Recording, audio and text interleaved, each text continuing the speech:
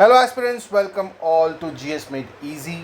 आज है 30 अप्रैल 2026 और आज के इंडियन एक्सप्रेस में एक बहुत इंपॉर्टेंट खबर छपी है that is related to brain death और उस पर जो सुप्रीम कोर्ट ने रिव्यू की जो बात करी, आज हम उसकी बात करेंगे।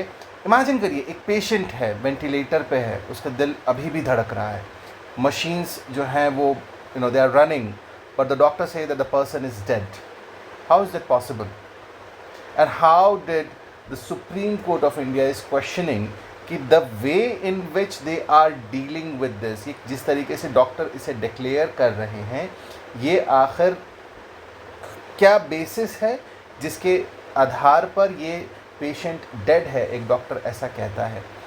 प्रॉब्लम यहाँ पे ये आ रहा है, जो रिव्यू पिटीशन, जो रिव्यू लगा है, जो केस लगा है, हम उसके बारे में भी बात करेंगे कि आखिर इसका मेडिकल एस्पेक्ट क्या है। आज हम इसके 6 एस्पेक्ट पर बात करेंगे। पहला कि इसका मेडिकल एस्पेक्ट क्या है, यानी कि ये व्हाट इज़ ब्रेन डेथ, हम इसको समझेंगे। फिर हम देखेंगे ये इम्पॉर्टेंट क्यों है।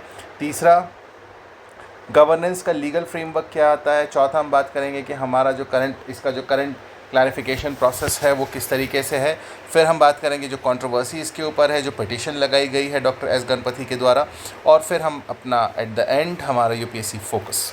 सो what exactly is brain death? Brain death क्या होता है? It is an irreversible cessation of all functions of the entire brain including the brain stem. Medically ये कोमा नहीं होता है, या it is different from coma, और जिसको हम PVS कहते हैं, यानी कि persistent vegetative state. If I am not wrong 2016 या 2017 के प्रीलिम्स में उन्होंने इसके बारे में पूछा था, what is a vegetative state. Legal basis है ये declaring death, this is the legal basis of declaring death for an organ donation purpose, और यहीं पे सारा खेल है। ये कोमा भी ध्यान रखिएगा, ये कोमा नहीं है, ये वेजिटेटिव स्टेट नहीं है। लीगली इंडिया में ब्रेन डेथ का मतलब एक्चुअल डेथ होता है, यानी कि किस कॉन्टेक्स्ट में? ऑर्गन डोनेशन के कॉन्टेक्स्ट में। अब सवाल यह है कि ये इतना इम्पॉर्टेंट क्यों है? ब्रेन डेथ के बाद भी जो ऑर्गन्स हैं, जो यानी कि वेंटिलेटर है उसके ऊपर, उस पर कुछ देर हार्ट बीट करेगा, यानी कि ऑर्गन्स काफ़ी हद तक स्टेबल होते हैं ट्रांसप्लांट के लिए। तो ये वाली जो कंडीशन आती है ना, ये आपने ऐसे बॉक्सेस लेके बहुत सारे ऐसे वीडियोस देखे होंगे जहाँ इस तरीके के ग्रीन और रेड बॉक्सेस में जो है वो एक ग्रीन कॉरिडोर क्रिएट कर देते हैं, बड़ी स्पीड से टैक्सी लेके एक शहर से दूसरे शहर जाया जाता है। यानी कि जो ऑर्गन डोनेशन है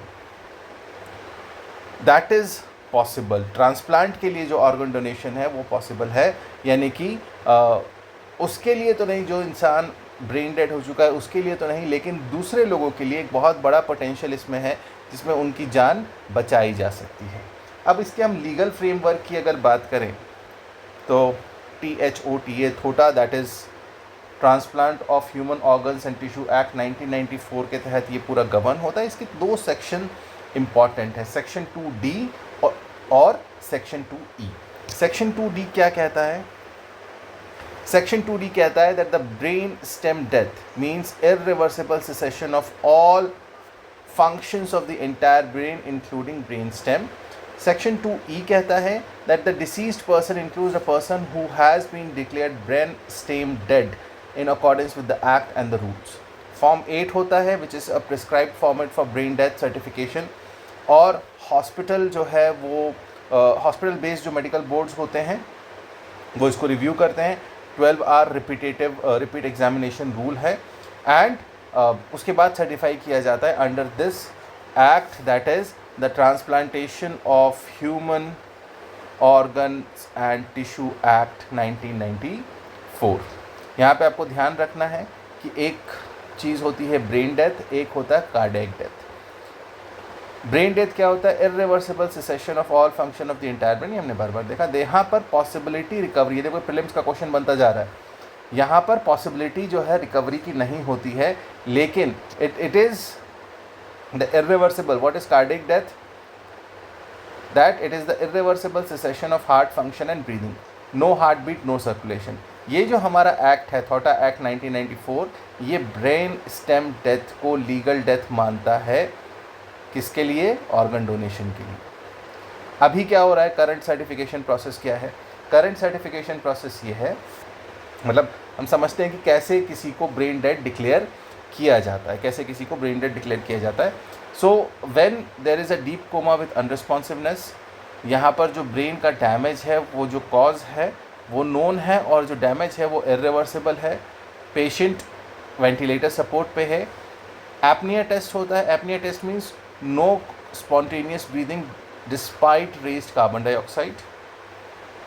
एंड जितने भी रिवर्सिबल कॉजेज़ हैं, यानी कि ड्रग्स के थ्रू, मेटाबॉलिक एक्टिविटीज़ के थ्रू या हाइपरथर्मिया के थ्रू, जो भी रिवर्सिबल कॉजेज़ हैं वो सारे एक्सक्लूड कर दिए जाते हैं। ठीक है। दो इसका सर्टिफिकेशन रूल कहता है that is the declaration bye 2 separate doctors from the hospital panel that is independent of the transplant team. Clinical examination होता है, एपनिया प्लस टेस्ट कंडक्टेड 12 घंटे में जो है वो रिपीट एग्जामिनेशन होना है and certification is recorded in the form 8।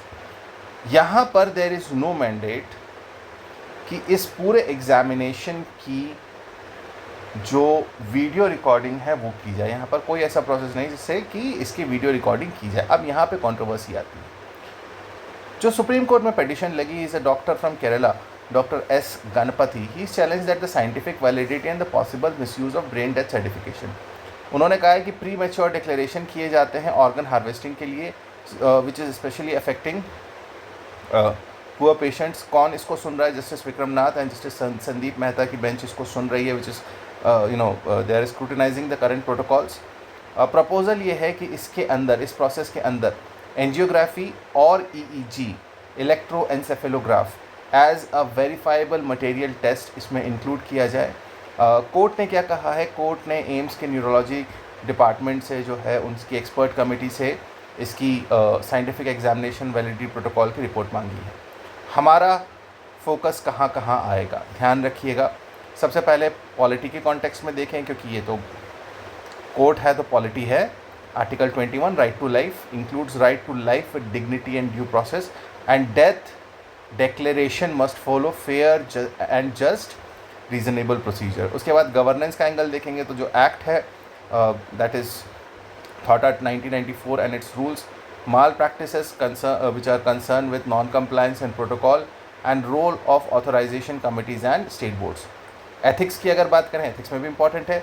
Brain death और कार्डिक डेथ में एथिकल डिस्टिंक्शन की बात आपको ध्यान रखना है। Then patient autonomy and informed family consent, very important, कि अगर कोई पेशेंट, क्योंकि वो तो अपना डिसीजन नहीं ले सकता ना, अगर कोई कह रहा है कि डॉक्टर ने कह दिया कि वो एक ब्रेन डेड पर्सन है, लेकिन अब उसकी ज़िंदगी का क्या होगा उसका फ़ैसला वो नहीं ले सकता, तो कितना एथिकली सही है कि उसकी फैमिली मेम्बर्स, जो हो सकता है उसको चाहते हों, उसको नहीं चाहते हों, हो सकता है उसकी प्रॉपर्टी के पीछे हो, जो भी है XYZ एंगल हो सकता है, वो फैसला लेंगे कि इसका वेंटिलेटर हटेगा कि नहीं हटेगा। ऑर्गन ट्रांसप्लांट की जो बात आ रही है, कि ऑर्गन हार्वेस्टिंग की जो बात आ रही है, वो ध्यान रखना है, क्योंकि इसमें क्या हो रहा है, जो पुअर पेशेंट्स हैं, जो वल्नरेबल पेशेंट्स हैं, उनका एक्सप्लॉयटेशन हो रहा है।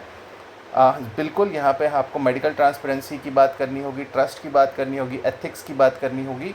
सो इन तीन, तो यहाँ से आप मान के चलिए कि प्रीलिम्स में मे बी 27 में क्वेश्चन आ सकता है, और गवर्नेंस और एथिक्स ये आपके GS2 और GS4 में इससे रिलेटेड क्वेश्चंस आ सकते हैं। So this was about brain death और जो उस पर सुप्रीम कोर्ट ने रिव्यू किया। अगर आपने अभी तक चैनल सब्सक्राइब नहीं किया तो प्लीज़ GSMate Easy को सब्सक्राइब करें, so that I get support to make more such videos. This is Dr. Mohammad Zia signing off. See you in the next video. Till then, all of you have a great time. Stay safe, stay healthy. Thank you so much.